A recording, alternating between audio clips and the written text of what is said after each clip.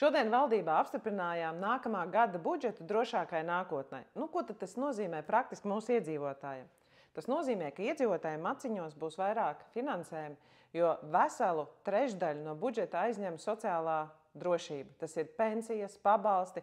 Arī iemaksas par bērnu piedzimšanas pabalstu būs lielāks nākamajā gadā, un katrs 2 gadus tās mainīsies. Arī ārpus ģimenes aprūpē būs tiešām būtisks finansējuma pieplūdums, jo tā mēs visi lēmām demogrāfijas lietu padomē. Lai tas viss būtu, mums ir svarīgi, lai mūsu bērni, mūsu izglītība būtu laba. Tāpēc ieguldījums izglītībā sastāv apmēram 7% no visa budžeta, un mēs ilgi diskutējam par to, kas tad ir programma finansējums skolā, bet tas nozīmē, ka turpmāk pedagogiem būs labāks atalgojums, bērniem kvalitatīvāka izglītība, un vairs nebūs jāturpina diskutēt, ka samazinoties bērnu skaitam, mēs vairs nevaram samaksāt pedagogiem un nodrošināt kvalitatīvu izglītību.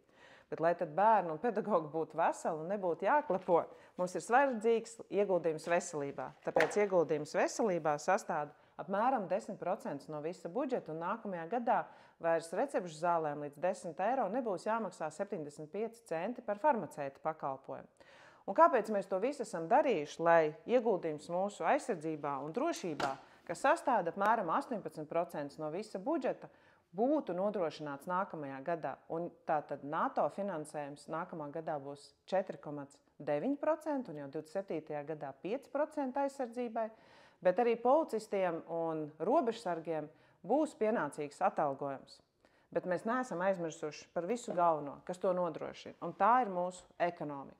Lai mūsu lauksaimnieki varētu strādāt, ir atbalsts viņiem, lai mūsu pārtika būtu lētāka, ir samazināts PVN nodoklis, un lai mūsu uzņēmēji varētu darboties, es turpināšu strādāt pie birokrātijas mazināšanas, jo mēs varam strādāt ātrāk, lētāk un efektīvāk. Tas par budžetu īsumā.